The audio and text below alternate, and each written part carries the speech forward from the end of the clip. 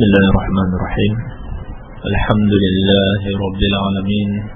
Wassalatu wassalamu ala nabiyyina Muhammadin wa ala alihi wa sahabatihi ajma'in wa man tabi'ahum bi ihsanin ila yaumiddin, amma ba'd. Jemaah kaum muslimin yang saya cintai dan saya muliakan, rahimani wa rahimakumullah. Insyaallah ta'ala kita akan melanjutkan kajian fikih puasa. Kita akan masuk pada bab yang ke-9. Qala al-muallif hafizahullah, al-mabhatsut tasi'. Pembahasan yang ke-9, arkanus shiyam, rukun-rukun puasa. Sebelum kita menjelaskan tentang rukun-rukun puasa, perlu dipahami dulu tentang apa itu rukun. Ulama menjelaskan ar-ruknu lughatan huwa janibu syai' al-aqwa, adalah bagian dari sesuatu yang paling penting atau bagian terkuat dari sesuatu. Wal arkan jam'u ruknin, jamaknya adalah rukun. Arkan jamak dari rukun, atau kalau diterjemahkan rukun itu maknanya adalah tiang atau penyangga. Jadi dia merupakan bagian terkuat dari suatu bangunan, karena dia yang menyangga bangunan tersebut. Adapun secara istilah yang maksud dengan rukun, huwa ibaratun an juz'il mahiyah. Rukun adalah ibarat dari bagian terpenting, intisari dari suatu permasalahan, itu disebut dengan rukun.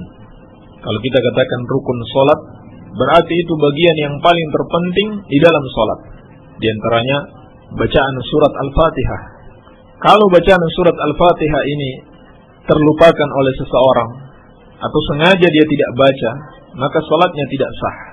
Sebab surat Al-Fatihah adalah bagian terpenting dan merupakan intisari dari salat. Baik. Adapun rukun puasa, ulama menjelaskan ada dua. Ar-ruknul awwal an-niyah. Rukun yang pertama niat. Wa hiya al-qasdu wal iradatu lisyai'. Dan dimaksud dengan niat adalah bermaksud dan berkeinginan untuk melakukan sesuatu. Maka apabila seorang bermaksud dan berkeinginan untuk melakukan puasa, berarti dia sudah berniat untuk puasa. Seorang yang bermaksud atau berkeinginan melakukan salat, dia sudah berniat untuk melakukan salat. Tidak perlu repot-repot untuk mengucapkan niat itu.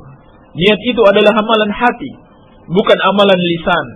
Sehingga tidak terdapat suatu riwayat dari Rasulullah SAW, baik riwayat yang sahih maupun yang dhaif, bahkan yang palsu sekalipun, Rasulullah SAW mengucapkan niat sebelum melakukan ibadah.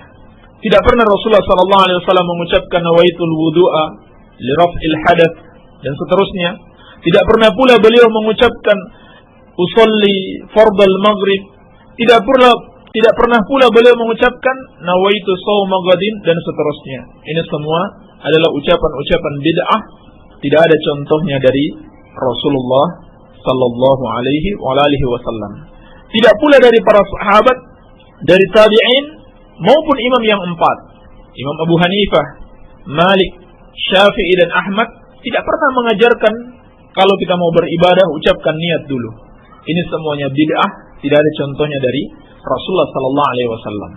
Seorang yang bermaksud melakukan sesuatu dan berkeinginan melakukannya, maka dia sudah berniat. Kemudian ulama menjelaskan fungsi niat di dalam ibadah, khususnya di dalam puasa, itu ada dua. Yang pertama, tamyizul maqsud bil amal, untuk membedakan tujuan di dalam beramal. Perlu memurnikan niat di dalam beramal semata-mata karena Allah Subhanahu wa taala. Sehingga tidak boleh seorang di dalam ibadah ada niat untuk mencari keuntungan duniawi atau untuk dipertontonkan kepada manusia, riya, atau untuk diperdengarkan kepada manusia, sehingga dia mendapatkan pujian dan kedudukan di tengah-tengah manusia. Tidak boleh sama sekali, tetapi harus benar-benar diikhlaskan. Seorang beribadah, maksud dia beribadah harus benar-benar dia ikhlaskan semata-mata mencari keridhaan Allah Subhanahu wa taala. Karena ini yang diperintahkan, sebagaimana di dalam surat Al-Bayyinah ayat keempat, Allah Subhanahu wa taala berfirman, "Wa ma umiru illa liya'budullaha mukhlishina lahud-din hunafa." Dan tidaklah mereka diperintahkan kecuali agar mereka beribadah kepada Allah mukhlishina lahud-din, dalam keadaan ikhlas hanya bagi Allah seluruh agama, dalam keadaan hunafa, berpaling dari kesyirikan. Mereka tinggalkan segala keinginan-keinginan duniawi, tetapi mereka hanya ikhlas di dalam beribadah kepada Allah Subhanahu wa taala demi untuk mengharapkan keridhaan Allah Subhanahu wa taala semata-mata. Ini yang diperintahkan kepada manusia. Ketika amalan manusia diniatkan untuk selain Allah atau tercampuri dengan niat agar dapat pujian manusia, agar bisa mendapatkan kedudukan di tengah-tengah manusia, maka amalan itu tidak akan diterima oleh Allah Subhanahu wa taala karena tidak sesuai dengan apa yang Allah perintahkan. Dalam hadis Bukhari dan Muslim dari Amirul Mukminin Umar bin Khattab radhiyallahu taala anhu, Nabi sallallahu alaihi wasallam telah mengingatkan, "Innamal a'malu binniyat wa innamal likulli imri'in ma nawa." Amalan-amalan manusia itu tergantung niatnya, dan setiap orang akan mendapatkan balasan sesuai dengan apa yang dia niatkan. Artinya, sah atau tidaknya puasa seseorang tergantung niatnya. Kalau niatnya karena Allah, maka puasanya diterima. Tetapi kalau dia niatnya selain itu, maka puasanya tidak diterima oleh Allah Subhanahu wa taala. Oleh karena itu, mari kita luruskan niat kita. Jangan-jangan di dalam hati kita ada tersimpan suatu keinginan, saya puasa supaya dapat pujian. Saya puasa supaya dibilang orang saleh, orang baik-baik. Saya puasa supaya saya tidak dicela. Masa bulan Ramadan tidak puasa? Semua itu harus diluruskan, harus dihilangkan niat-niat yang menyimpang. Tetapi harus diniatkan semata-mata karena mencari keridhaan Allah Subhanahu wa taala. Ini fungsi niat yang pertama.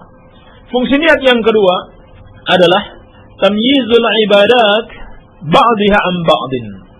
Untuk membedakan antara ibadah satu dengan yang lainnya, ataupun membedakan ibadah dengan adat, dengan kebiasaan-kebiasaan manusia. Ini juga penting.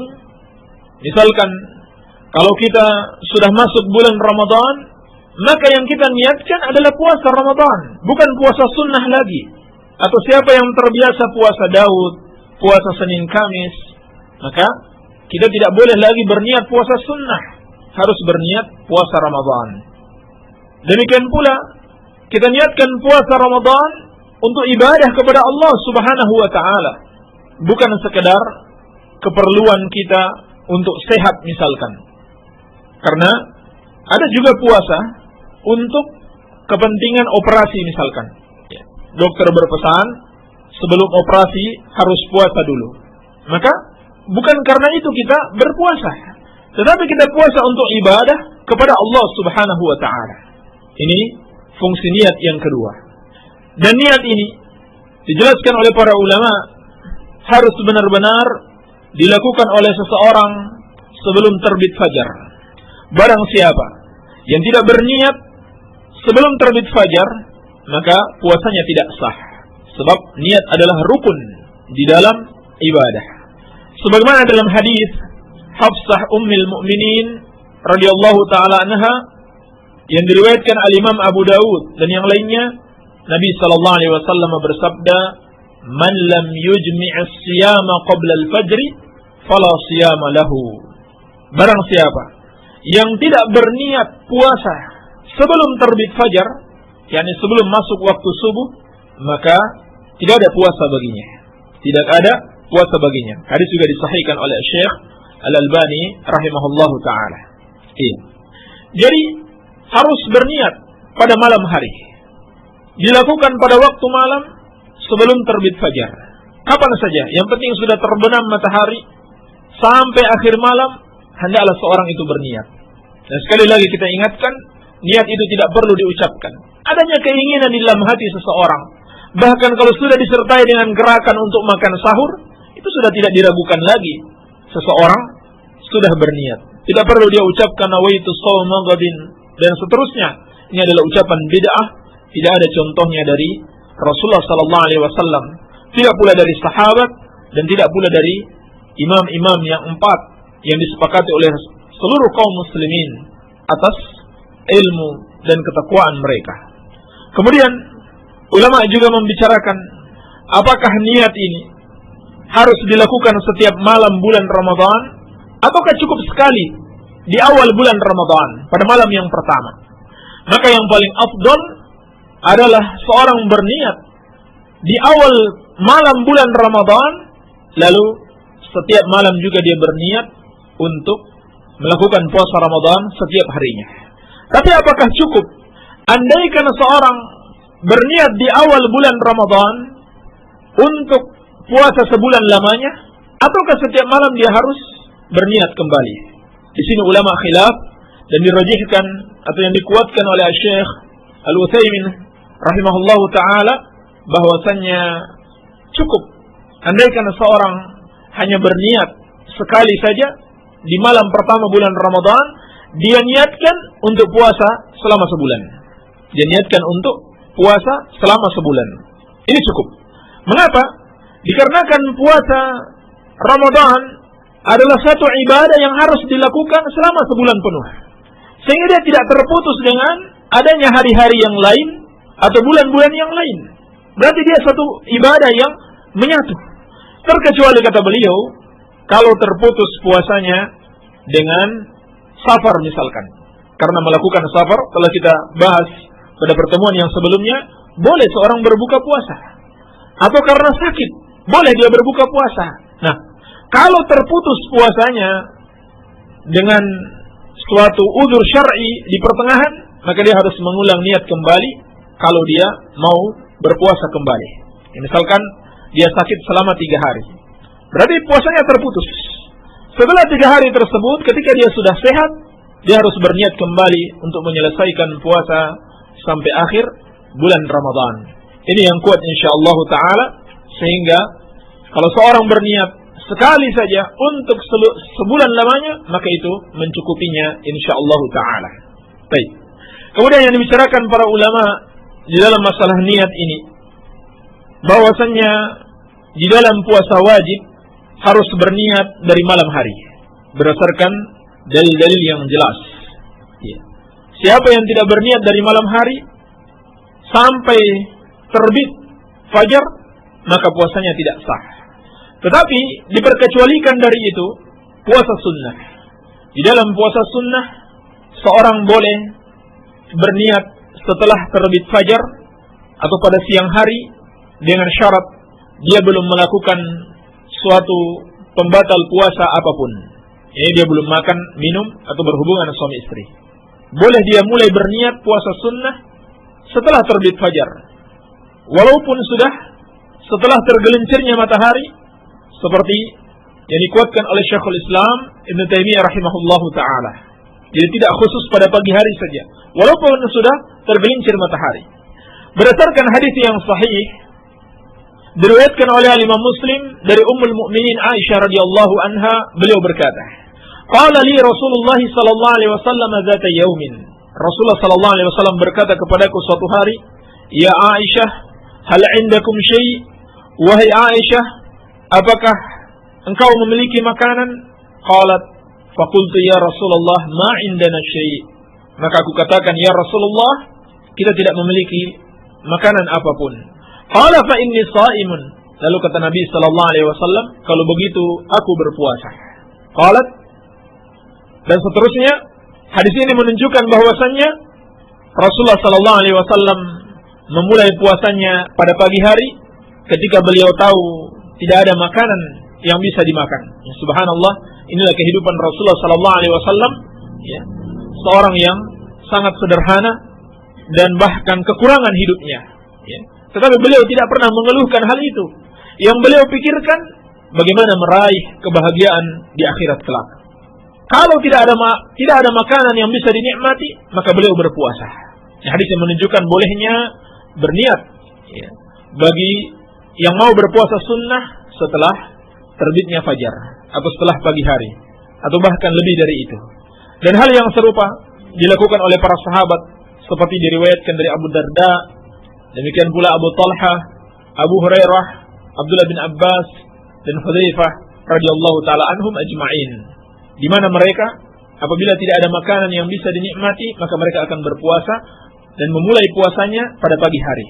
Dan tentunya beda, orang yang berpuasa sunnah dimulai sebelum terbit fajar dan yang dimulai setelah terbit fajar. Berbeda dari sisi pahalanya. Ya. Yang memulai puasanya setelah terbit fajar, maka dihitung amalan puasanya mulai pada saat dia berniat. Maka jelaslah pahalanya itu berbeda. Ya. Pahalanya itu berbeda. Baik. Ini rukun yang pertama. Rukun yang pertama yaitu niat. Ar-ruknu tsani al-imsak an jami'il muftirat min tulu'il fajr tsani ila ghurubish syams. Rukun yang kedua dalam puasa Ramadan adalah menahan diri dari semua yang dapat membatalkan puasa, seperti makan dan minum dan berhubungan suami istri di bulan Ramadan, yakni di siang harinya. Min tulu'il fajr tsani ila ghurubish syams. Dimulai dari terbitnya fajar kedua, yaitu waktu subuh, sampai terbenam matahari. Sampai terbenam matahari. Liqaulillahi ta'ala, berdasarkan firman Allah subhanahu wa ta'ala, fal'ana bashiruhunna wabtagu ma kataballahu lakum. Maka sekarang bergaulah dengan istri-istrimu dan mengharapkanlah apa yang Allah tuliskan atas kalian, yakni boleh berhubungan suami istri pada malam hari bulan Ramadan. Yang sebelumnya seperti telah kita bahas dalam sejarah disyariatkannya puasa pada malam hari pun tidak boleh berhubungan suami istri. Setelah itu hukum itu dihapus sehingga Allah berfirman, sekarang sudah boleh kalian berhubungan suami istri pada malam hari. Lalu kata Allah, wa kulu washrabu, makan dan minumlah kalian hatta yatabayyana lakumul khaytul abyadu minal khaytil aswadi minal fajri thumma atimmus siyama ilal lail. Makan dan minumlah kalian sampai jelas bagi kalian benang putih dari benang hitam dari waktu fajar. Jadi benang putih adalah munculnya fajar dan yang maksud dengan benang hitam adalah kegelapan malam. Jadi kalau sudah jelas fajar di langit yang menunjukkan waktu subuh, maka tidak boleh lagi seorang melakukan hal-hal yang dapat membatalkan puasanya. Tsumma atimmus siyama ilal lail. Kemudian sempurnakanlah puasa sampai malam. Dan yang dimaksud dengan malam itu ketika matahari sudah terbenam. Jadi inilah rukun puasa yang kedua. Jangan melakukan hal-hal yang dapat membatalkan puasa.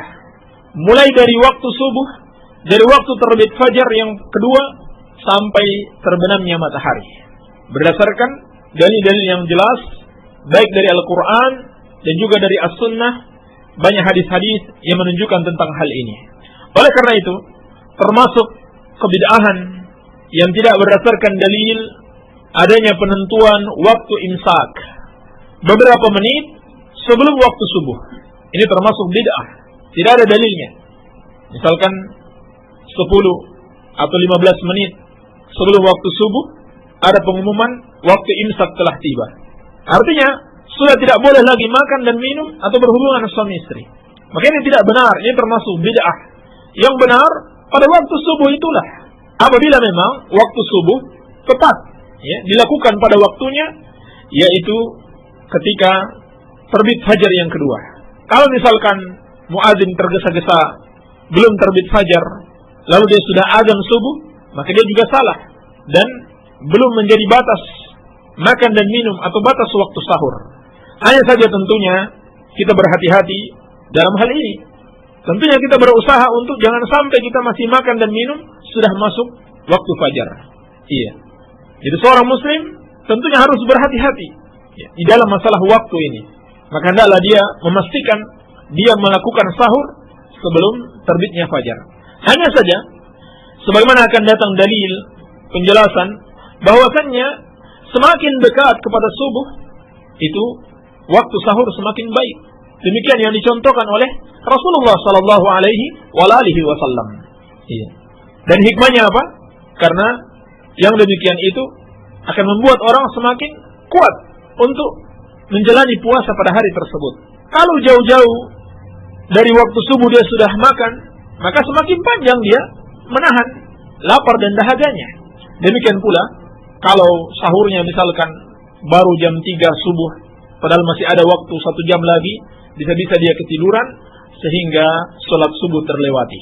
Ini hikmah dari sunnah Rasulullah sallallahu alaihi wasallam untuk bersahur mendekati waktu subuh. Baik. Inilah 2 rukun puasa Ramadan.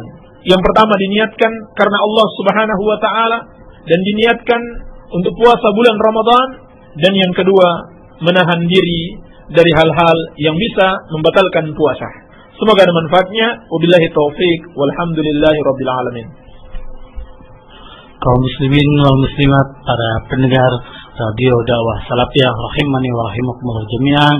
Alhamdulillah, pembahasan mengenai materi kajian sudah selesai, dan sekarang insyaallah kita akan menginjak kepada pembahasan mengenai pertanyaan-pertanyaan yang masuk ke radio kami.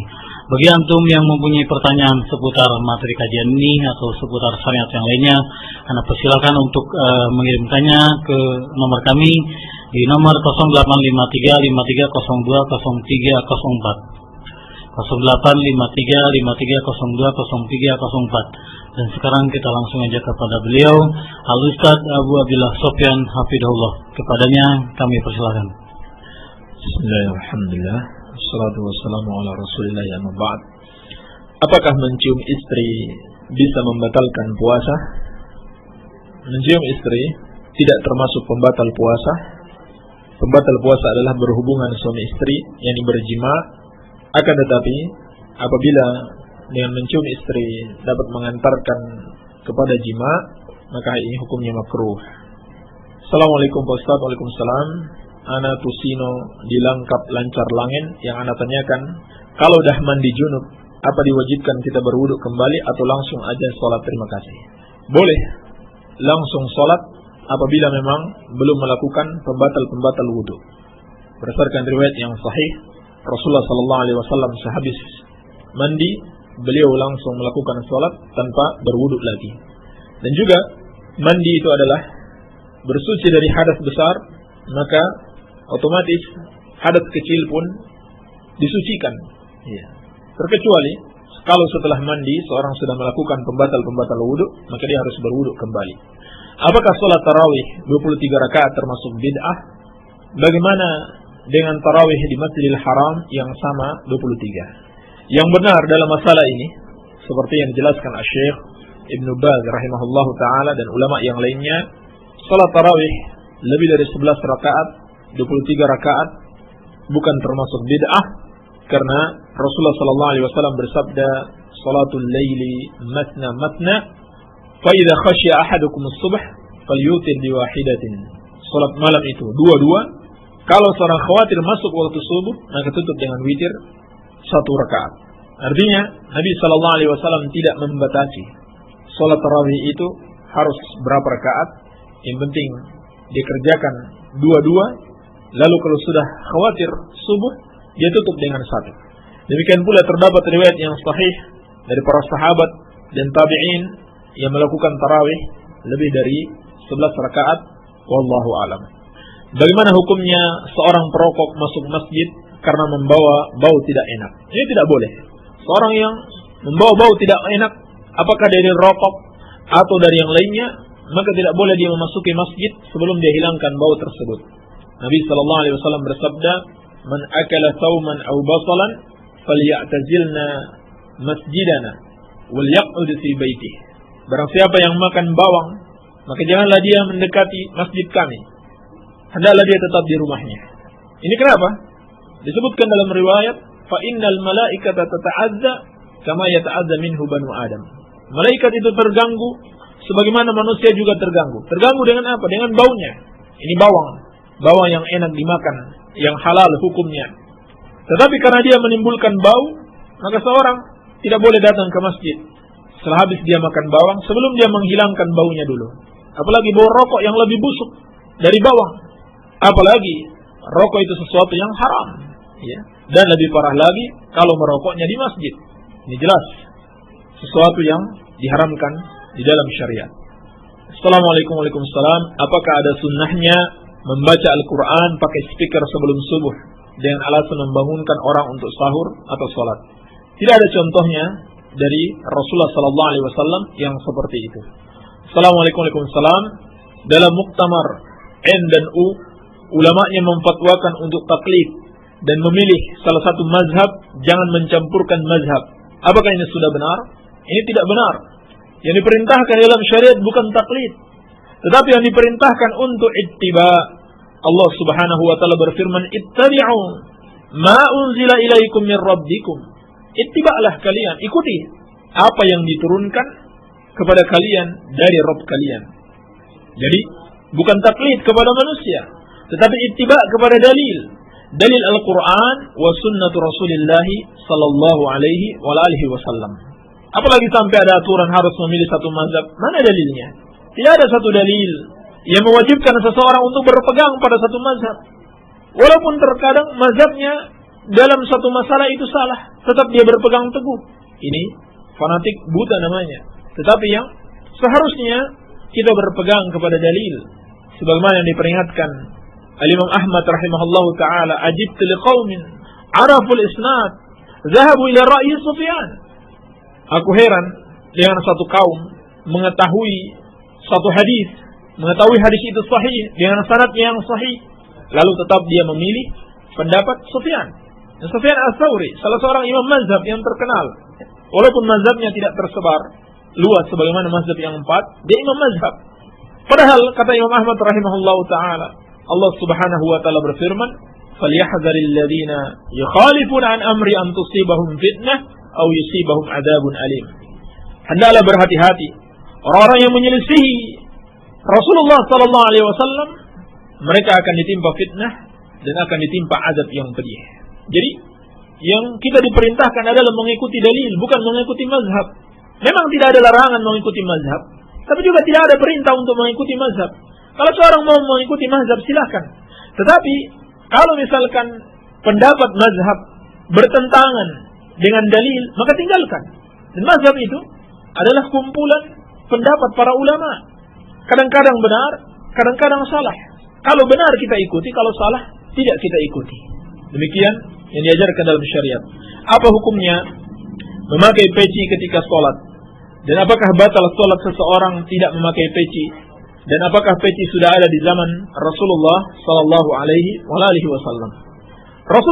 Di zaman Rasulullah sallallahu alaihi wasallam, atau kebiasaan masyarakat Arab dahulu, yang dipakai bukan peci tapi sorban atau imamah. Ini adalah penutup kepala yang digunakan di zaman Rasulullah sallallahu alaihi wasallam.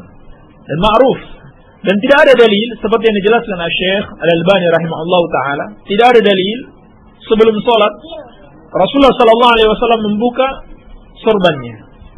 Maka kata beliau, kalau begitu termasuk sunnah salat dengan menggunakan penutup kepala.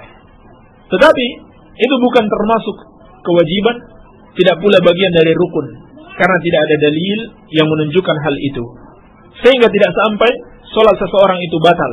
Ya, hanya saja dia kurang menjalankan sunnah Rasulullah sallallahu alaihi wasallam di dalam salat. Iya. Sehingga kalau seorang salat tanpa memakai peci, maka salatnya tetap sah. Assalamualaikum warahmatullahi wabarakatuh. Waalaikumsalam warahmatullahi wabarakatuh. Apakah benar yang tidak niat puasa pada malam hari Ramadan boleh jima pada siang bolong? Dari Asnawi Caringin, mohon penjelasan, hatur nuwun. Yang saya tangkap dari pertanyaan ini, maksudnya kalau tidak mengucapkan niat. Sebab seorang muslim itu pada umumnya dia telah berniat di dalam hati, telah berkeinginan, telah bermaksud untuk berpuasa Ramadan. Ya. Hanya saja yang ditanyakan bagaimana kalau dia tidak ucapkan niatnya, berarti puasanya tidak sah. Kalau begitu dia boleh berhubungan dengan suami istri, maka ini tidak benar. Ya, seorang sudah berkeinginan untuk melakukan puasa, dia sudah berniat. Atau kemungkinan yang lain dari pertanyaan ini, dia tidak berniat setiap malam, tetapi di awal Ramadan, di awal malam Ramadan dia sudah berniat, maka itu sudah cukup. Maka tidak boleh dia membatalkan puasanya. Demikian, wallahu a'lam. Ada kebiasaan di masyarakat kalau sehabis selesai melaksanakan salat Id suka berkumpul di masjid dengan masing-masing membawa makanan, lalu ada ustaz yang berdoa dan diamini oleh jamaah. Apakah amalan seperti ini dicontohkan oleh Rasulullah sallallahu alaihi wasallam? Karena menurut mereka ini adalah bukti syukur kepada Allah Subhanahu wa taala. Tidak ada satu dalil pun yang kami ketahui yang menunjukkan perbuatan tersebut. Wallahu a'lam.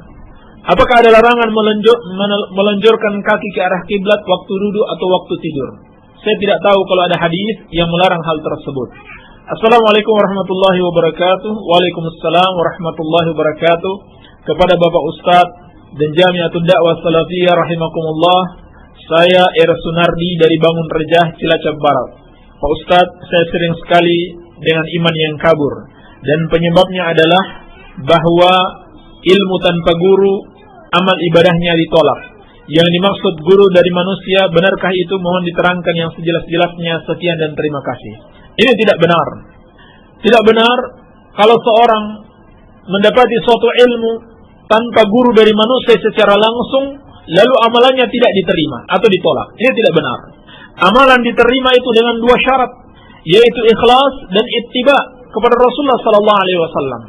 Andaikan seorang mengetahui suatu amalan dari buku yang ditulis para ulama, maka dia amalkan amalan tersebut dengan ikhlas dan betul-betul mengikuti petunjuk Rasulullah sallallahu alaihi wasallam, maka amalannya sah. Amalannya diterima insyaallah taala. Dia berharap saja kepada Allah. Iya. Tidak harus dia mendengarkan dari lisan seorang manusia, seorang guru untuk menentukan amalannya diterima atau tidak. Ini tidak ada dalilnya sama sekali. Yang ada dalilnya, amalan diterima itu apabila terpenuhi dua syarat. Yang pertama ikhlas, yang kedua mengikuti petunjuk Rasulullah sallallahu alaihi wasallam. Baik. Assalamualaikum warahmatullahi wabarakatuh. Ustaz, bolehkah seorang wanita mengkonsumsi obat yang bisa mencegah datangnya haid dari buka sudi Sadahayu Majnang? Pernah ditanyakan kepada Syekh bin Baz rahimahullahu taala tentang masalah ini, dan beliau mengatakan tidak mengapa wanita menggunakan obat untuk menunda haid sepanjang tidak berefek negatif bagi tubuhnya, sepanjang tidak membahayakan dirinya, maka tidak mengapa insyaallah taala. Barangkali ini saja yang bisa kita jawab karena waktu kita terbatas. Semoga ada manfaatnya. Lebih dan kurangnya saya mohon maaf. Subhanaka Allahumma wa bihamdika asyhadu an la ilaha illa anta astaghfiruka wa atubu ilaik. Wa sallallahu ala nabiyyina Muhammadin wa alihi wa sallam. Wa akhiru da'wana anil hamdulillahi rabbil alamin.